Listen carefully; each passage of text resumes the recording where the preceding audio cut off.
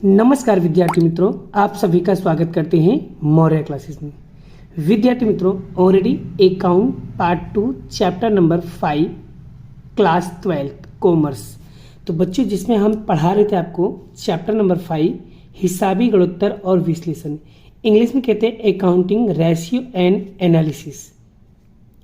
Already बड़ा इसके मैंने ऑलरेडी 2 वीडियो अपलोड कर दिए हुए, अगर आपने नहीं देखा तो जाकर उसे चेकआउट कर सकते हो।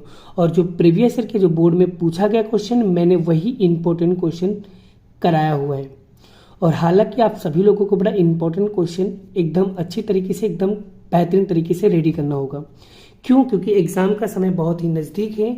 अब आपके बड़ा 5 से 6 दिन बचे हुए एग्जाम के दिन के लिए, इसलिए तैयारी अभी से जोरों शोरों से करना शुरू कर दो, क्योंकि मैं भी आपके लिए बड़ा लगातार कंटिन्यूअस वीडियोस अपलोड कर रहा हूँ।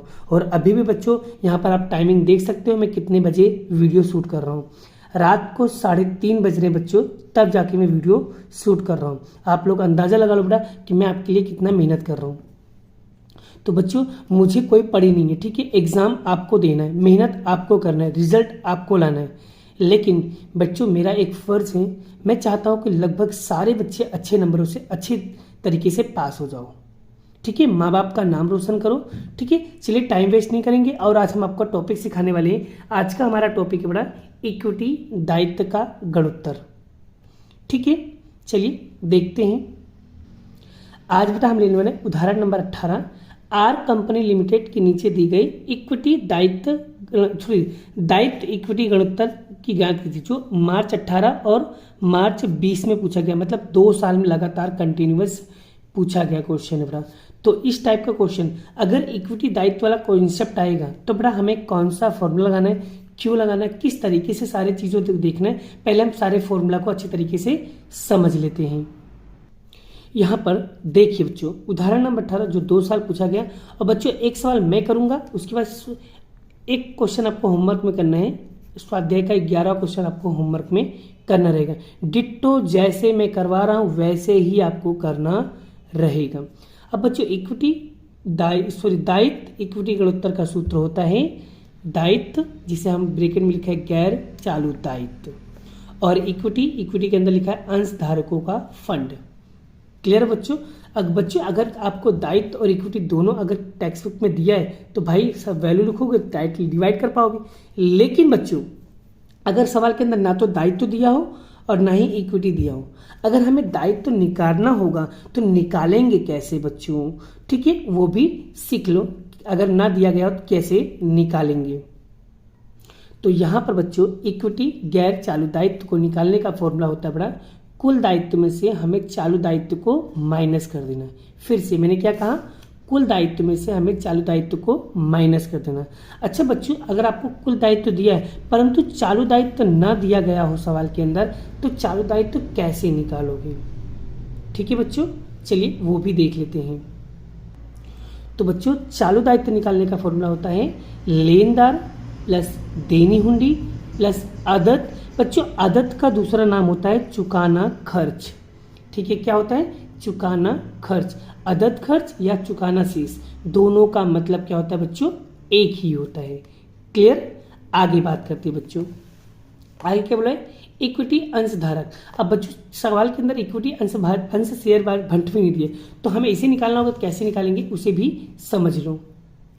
तो यहां पर देखो इक्विटी अंशधारक के फंड बराबर कुल संपत्ति में से हम क्या करेंगे, कुल दायित्व को माइनस कर देंगे, तो हमें क्या मिलेगा? इक्विटी। फिर से बच्चों इक्विटी निकालना तो क्या फॉर्मूला बड़ा, कुल संपत्ति में से कुल दायित्व को माइनस कर देंगे। अब बच्चों हमारे पास कुल दायित्व हमारे पास तो ऑलरेडी दिया है, परंतु कुल संपत्ति ना दिया गया हो तो कैसे निकालोगे उसे भी देख लो। तो बच्चों कुल संपत्ति का सूत्र है कुल संपत्ति बराबर गैर चालू संपत्ति प्लस चालू संपत्ति। अगर इन दोनों को प्लस कर देंगे तो हमें क्या मिल जाएगा? कुल संपत्ति मिल जाएगा। क्लियर हो गया बच्चों? चलिए आगे बात करते हैं और सारे सवालों को समझते हैं, ठीक है। चलिए एग्जाम्पल देखते हैं। अब देखो बड़ा उदाहरण नंबर 18 में क्या क्या दिया, कौन कौन सी इन्फॉर्मेशन दिया आपको। दिया यहाँ पर गैर चालू संपत्ति प्लस चालू संपत्ति। ये बच्चों इन दोनों की मदद से हम निकाल पाएंगे कुल संपत्ति को। आगे कुल दायित्व तो आपको दिया हुआ है, फिर लेनदार देनी हुंडी आदत, इन तीनों को हम प्लस करेंगे तो हमें मिल जाएगा चालू दायित्व। तो हम क्या करेंगे, चालू दायित्व में अगर हमें गैर चालू दायित्व निकालना है तो कुल दायित्व में से हम चालू दायित्व को माइनस कर देंगे, तो हमें क्या मिल जाएगा बच्चों, गैर चालू दायित्व। चलिए एक एक करके हम एक एक चीज़ों को निकालते और आपका पूरा कॉन्सेप्ट क्लियर करेंगे। तो बच्चों सवाल के अंदर यहाँ पर दिया हुआ है, अगर आपको बड़ा ये निकालना, अगर मान लो दायित्व नहीं दिया तो हम दायित्व कैसे निकालेंगे बच्चों, यहाँ पर। तो यहाँ पर क्या लिखा है, दायित्व गैर चालू दायित्व निकालना है तो हम क्या करेंगे, कुल दायित्व में से चालू दायित्व माइनस करेंगे। अब बच्चों अगर हमने देखा कुल दायित्व, तो भाई कुल दायित्व हमको टेक्स्ट बुक में दिया है 15 लाख, तो हमने यहाँ पर लिख दिया 15 लाख। ठीक है बच्चों, कितना लिख दिया हमने, 15 लाख लिख दिया। अब चालू दायित्व माइनस करेंगे चालू दायित्व, तो देखा तो चालू दायित्व इसके अंदर नहीं दिया था, तो मतलब चालू दायित्व हमें निकालना पड़ेगा। तो कैसे निकालेंगे बच्चों, तो चालू दायित्व निकालने का फॉर्मूला होता है लेनदार प्लस देनी हुंडी प्लस अदर। तो देखो बच्चों यहाँ पर लेनदार, देनी हुंडी, अदर, तीनों को हम क्या करेंगे, प्लस कर लेंगे। चलिए यहाँ पर लेनदार कितना बच्चों, 90,000 प्लस देनी हुंडी कितना दिया है, 40,000 प्लस अदर कितना दिया है, 70,000। ठीक है बच्चों, अब हम तीनों को क्या करेंगे बच्चों, प्लस करेंगे।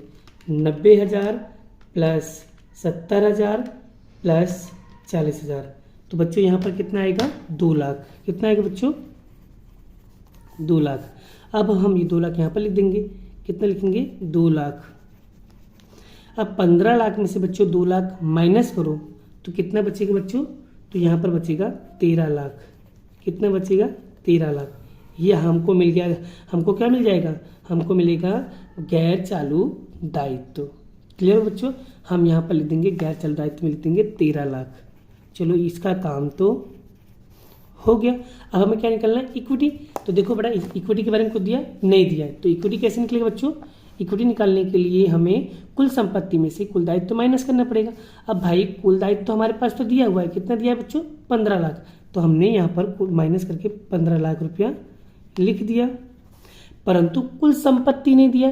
तो बच्चों कुल संपत्ति नहीं दिया तो कैसे निकालेंगे, तो हम क्या करेंगे, गैर चालू संपत्ति प्लस करके चालू संपत्ति प्लस कर देंगे। मतलब गैर चालू संपत्तियां और चालू संपत्तियां दोनों को प्लस कर देंगे, हमें कुल संपत्ति मिल जाएगी। तो चलिए यहाँ पर हम बच्चों प्लस करते हैं, तो यहाँ पर हमें कुल गैर चालू संपत्ति कितना दिया बच्चों, 28 लाख। ठीक है, प्लस चालू संपत्ति कितना दिया बच्चों, तो चालू संपत्ति दिया हमें 17 लाख। ठीक है, दोनों को प्लस करेंगे बच्चों, कितना आएगा, 45 लाख। 45 लाख। अभी हम लिख देंगे यहाँ पर 45 लाख। अब बच्चों 45 लाख में से 15 लाख माइनस करेंगे तो हमें यहाँ पर कितना मिलेगा बच्चों, 30 लाख। कितना मिलेगा बच्चों, 30 लाख। अब ये 30 लाख हम कहाँ लिखेंगे बच्चों, हम यहाँ पर लिखेंगे 30 लाख। ठीक है, अब बच्चों 13 लाख में 30 लाख का भाग देंगे बच्चों, तो यहाँ पर कितना निकल के आएगा आंसर, तो आप देख सकते हो बच्चों 13 लाख डिवाइड बाय 30 लाख, तो बच्चों यहाँ पर कितना है, 0.43। तो यहाँ पर लिखेंगे 0.43। और बच्चों एक चीज़ और बता दो, जब भी कभी इक्विटी दायित्व गुणोत्तर निकालो ना, तो आपको अनुपात करके यहाँ पर हमेशा क्या लिखना होगा, 1 लिखना पड़ेगा, कंपलसरी है। क्यों, इसके पीछे का मेन कारण यह है, अगर सवाल के अंदर पीछे क्या लगा हो, गुणोत्तर लगा होगा, इक्विटी गुणोत्तर। जब भी सवाल के अंदर इक्विटी गुणोत्तर लगेगा तो आपको बच्चों यहाँ पर कंपलसरी क्या लिखना पड़ेगा, 1 लिखना पड़ेगा। आई होप आपको ये कॉन्सेप्ट आपका क्लियर हो गया है। चलिए अब बढ़ते बड़ा, इसी टाइप का सवाल लेते बड़ा। अगर मान लो, अगर सपोज के अंदर मान लो बड़ा, अगर आपको कुल दायित्व भी नहीं दिया, कुल संपत्ति भी ना दिया गया हो, ठीक है, तो कोई भी इंफॉर्मेशन ना दिया गया हो, तब हम उसको किस तरीके से निकालेंगे, उस टाइप के सवाल भी हम चेकआउट कर लेते हैं। चलिए देखते हैं उदाहरण नंबर 16। चलो बच्चों उदाहरण नंबर 16 देखो क्या लिखा है, FL लिमिटेड निम्नलिखित में से जानकारी पर आधार पर से दायित्व इक्विटी गुणोत्तर ज्ञात कीजिए, जो जुलाई 18 में पूछा गया क्वेश्चन, बड़ा बोर्ड के अंदर इंपॉर्टेंट क्वेश्चन है, ध्यान देना। ठीक है, अब बच्चों इसके अंदर कौन कौन सी इन्फॉर्मेशन दिया है, इक्विटी अंश पूंजी दिया है, सामान्य अनामत दिया है, लाभ हानि खाते का, ये कौन सी बाकी होगी बच्चों, ये है हमारा जमा बाकी। कौन सी बाकी बच्चों, ये जमा बाकी है। क्लियर। अगर बच्चों सवाल के अंदर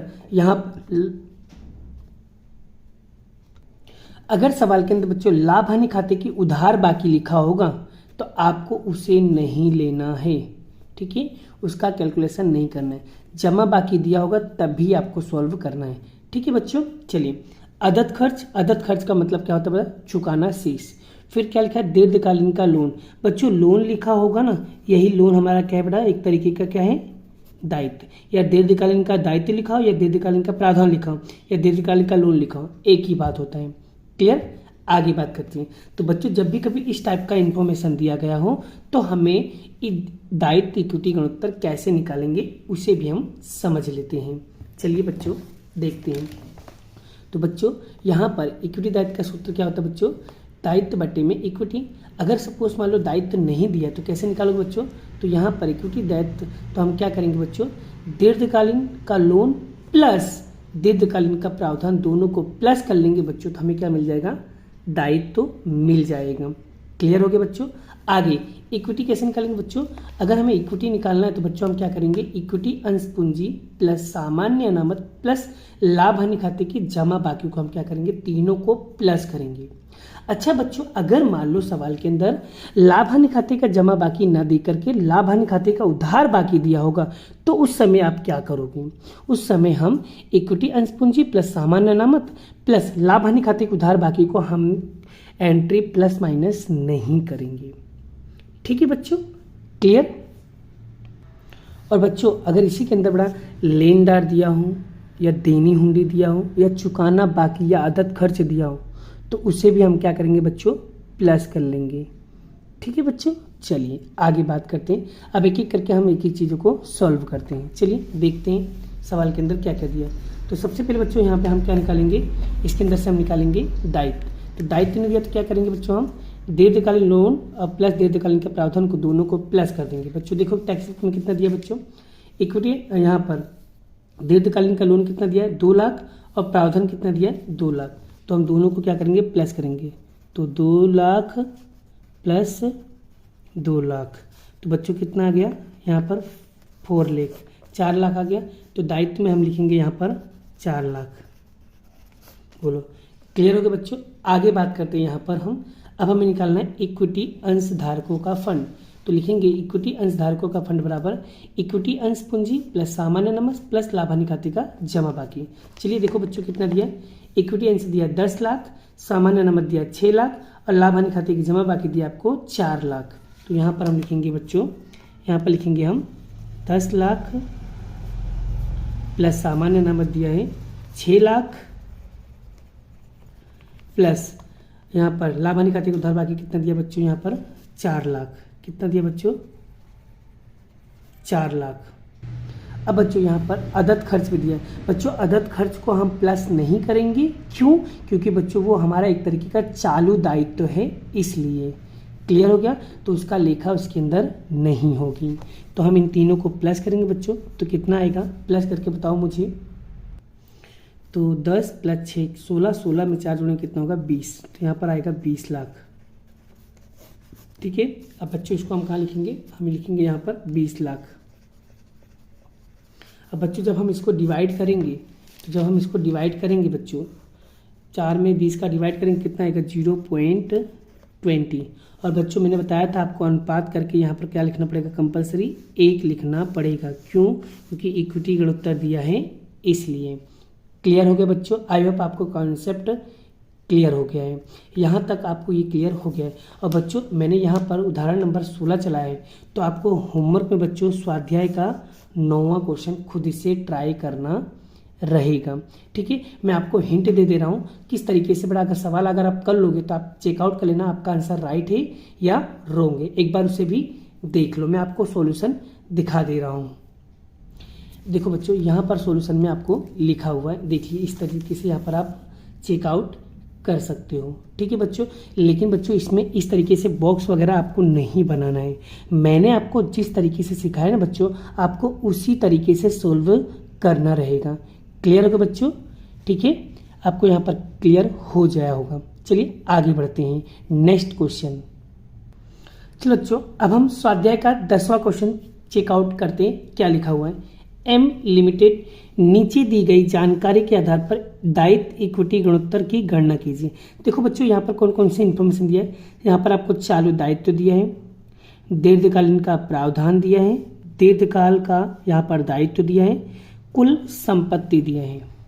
तो चलिए, अगर हमको इस टाइप का इन्फॉर्मेशन दिया गया होगा तो हम इसे कैसे करेंगे, चलिए एक एक करके हम समझने की कोशिश करते हैं। यहाँ पर पहले फॉर्मूला देख लेते हैं बच्चों। तो बच्चों यहाँ पर फॉर्मूला क्या दिया, इक्विटी दायित्व इक्विटी गुणोत्तर बराबर दायित्व बटे इक्विटी। अब दायित्व तो नहीं दिया है, तो दायित्व नहीं दिया तो बड़ा गैर चल दायित्व कैसे निकालेंगे, दीर्घकाल का दायित्व मतलब लोन दिया और लोन, दायित्व दिया तो दायित्व, प्लस करेंगे दीर्घकाल का प्रावधान, तो हमें मिल जाएगा दायित्व। अब हमें निकालना बच्चों इक्विटी दायित्व का फंड निकालना हो, तो हम उसके लिए हम क्या करेंगे बच्चों, उसके लिए हम ये वाला फॉर्मूला निकालेंगे, इक्विटी अंशधारकों का फंड बराबर कुल संपत्ति में से कुल दायित्व। अब बच्चों कुल संपत्ति तो दिया है परंतु कुल दायित्व नहीं दिया है, तो कुल दायित्व निकालने का फॉर्मूला क्या होता है बच्चों, दीर्घकाल का दायित्व प्लस दीर्घकाल का प्रावधान प्लस चालू दायित्व। इन तीनों को प्लस कर लेंगे तो हमें मिल जाएगा कुल दायित्व। Clear concept. चलिए एक एक करके हम समझते हुए चलते हैं। चलिए बच्चों, अब आगे देखो बड़ा, यहाँ पर दायित्व निकालना क्या करेंगे, दीर्घकाल का दायित्व प्लस दीर्घकाल का प्रावधान, दोनों को प्लस करेंगे। तो देखो बच्चों, टेक्स्ट बुक में देख के बताओ मुझे दीर्घकाल का दायित्व कितना दिया है। तो यहाँ पर दिया बच्चों 8 लाख, तो यहाँ पर लिखेंगे 8 लाख प्लस दीर्घकाल का प्रावधान कितना दिया, देखो टेक्स्ट बुक में बच्चों 6 लाख, तो यहाँ लिखेंगे 6 लाख, दोनों को प्लस करेंगे बच्चों तो कितना आएगा, यहाँ पर आएगा 14 लाख आ गया। बस इसे हम यहाँ पर लिख देंगे 14 लाख। बोलो क्लियर हो गया बच्चों। अब हम निकालेंगे इक्विटी अंशधारकों का फंड, कैसे निकालेंगे उसे भी हम समझ लेते हैं। अब यहाँ पर क्या लिखा है, कुल संपत्ति माइनस कुल दायित्व। तो बच्चों देखो टेक्स्ट बुक में देख के बताओ मुझे कुल संपत्ति कितना दिया है। तो कुल संपत्ति यहाँ पर दिया है हमें 30 लाख। कितना दिया बच्चों, 30 लाख। और कुल दायित्व नहीं दिया है, तो कुल दायित्व नहीं दिया है, तो कुल दायित्व निकालने का सूत्र क्या होता है बच्चों, दीर्घकालीन का दायित्व प्लस दीर्घकालीन का प्रावधान प्लस चालू दायित्व। तो देखो बच्चों, आप टेक्स्ट बुक में देख के बताओ मुझे यहाँ पर दीर्घकालीन का दायित्व कितना दिया है। तो यहाँ पर दिया बच्चों 8 लाख प्लस दीर्घकालीन का प्रावधान दिया यहाँ पर 6 लाख प्लस चालू दायित्व कितना दिया बच्चों, यहाँ पर 4,50,000। ठीक है, अब हम तीनों को प्लस करेंगे बच्चों, तो यहाँ पर कितना आएगा 18,50,000। क्लियर होगा बच्चों। अब हम यहाँ पर लिखेंगे कितना, 18,50,000। अब 30 लाख में से बच्चों 18,50,000 को माइनस करेंगे तो हमें यहाँ पर बच्चों कितना मिलेगा, यहाँ पर मिलेगा 11,50,000। क्लियर होगा बच्चों। अब हम ये कहाँ लिखेंगे, इक्विटी अंश के दायित्व में लिखेंगे। चलिए लिखते हैं। तो यहाँ पर लिखेंगे 11,50,000। अब बच्चों हम क्या करेंगे, 14 लाख में 11,50,000 को भाग देंगे तो यहाँ पर कितना मिलेगा बच्चों, 1.22 मिलेगा। और बच्चों मैंने बताया था हमेशा जब भी कभी हिसाबी गुणोत्तर दिया होगा तो आपको अनुपात में क्या लिखना है, 1 लिखना रहेगा। क्लियर हो गया बच्चों। आई होप आपको ये 10वां क्वेश्चन भी अच्छे तरीके से समझ में आ गया है। बच्चों स्वाध्याय का 10वां तो मैंने कराया, होमवर्क में आपको उदाहरण नंबर 17 करना होगा, सेम टू सेम इसी मेथड से आपको सॉल्व करना है। आज हमारे बच्चों दायित्व इक्विटी गुणोत्तर वाला टॉपिक खत्म हो गया। बाकी का क्वेश्चन बड़ा हम आपको नेक्स्ट वीडियो में कराने वाले हैं। ठीक है बच्चों, अभी के लिए बाय बाय। जय श्री कृष्ण, राधे कृष्ण की जय, जय माता दी दोस्तों।